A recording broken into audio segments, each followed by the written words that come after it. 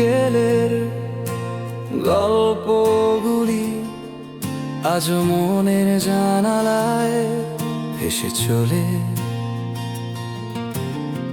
হাসির মাঝে কান্না লুকোনো, ভালোবাসা ছিল কত জানাতে।